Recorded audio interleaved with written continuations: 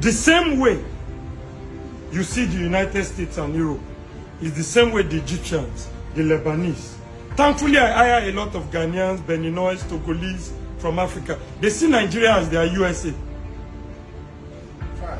The Lebanese, if you are opportune to travel to Lebanon, Lebanese Nigerians are the most respected Lebanese in Lebanon. Not American Lebanese, though. And one of the advantages an emerging or frontier market gives to you is that there is no yet over-regulation and under-regulation, which gives entrepreneurs who are serious to venture into that sector, because over-regulation itself limits innovation and enterprise. It limits innovation and enterprise. The problem with people, and I say this, and I'll give credit to my mom. Till this day, I've never heard my mom talk bad about Nigeria. I've never.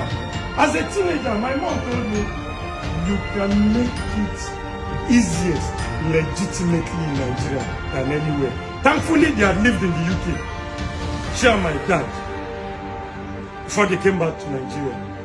As a teenager, I was initially obsessed myself that I was going to travel out. But the moment I fine-tuned my mentality and I understood that principles is not magic, it requires process, and earth is not heaven.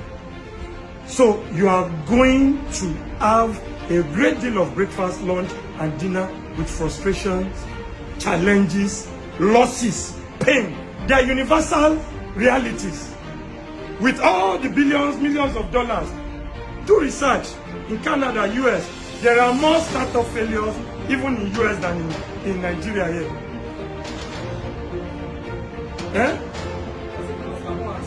And there is over-obsession, and I've talked to people, tech.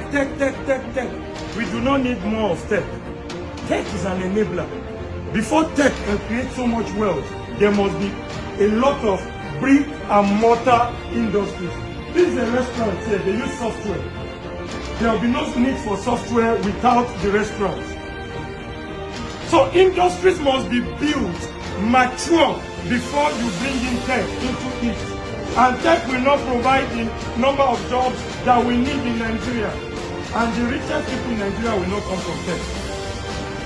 And for you, don't sweat yourself. Before I diversify, I was Kaka CEO for 5 years. Diversification came as a result of maturity and growth and stability. And then you would have built a whole lot of people as well who can handle. When you talk about systems and processes, the truth is that systems and processes are human beings. They are not computers and technology and all of that. They are human beings.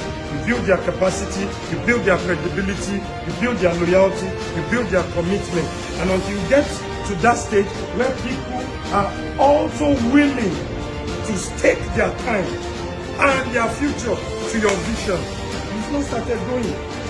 And when people are willing to say, see, even if you fail, they will be there. I once had an investor at the early stage, even if you fail, we'll do another one. I trust you. So how do you know as well? How do you know that you've outgrown a clothes while going? It becomes tight for you. And you know it's time for you to move. But you must standardize first. You've not yet achieved growth, you're already spreading yourself thin. Me, when I started, I put all my eggs in one basket. And be careful the kind of motivational messages you listen to. You can't have one stream of income. You can have multiple streams. Yes, you can train yourself to be an investor and have multiple portfolios you invest in. But you cannot start multiple businesses at the same time until you get to a stage. I've already answered your question. Frustration is part of the process. And I always tell people, even before you go to the divine with a prayer, you must have satisfied all conditions.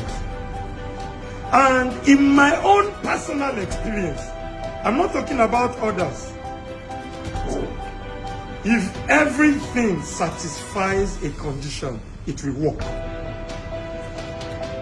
It's just like science. If a machine satisfies and obeys the law of aerodynamics, it will defy gravity and fly. If it has not defied gravity, it has not fully obeyed the law of aerodynamics. I always say it. If a woman and a man, if a fertile man and a fertile woman, if they copulate, pregnancy is going to occur.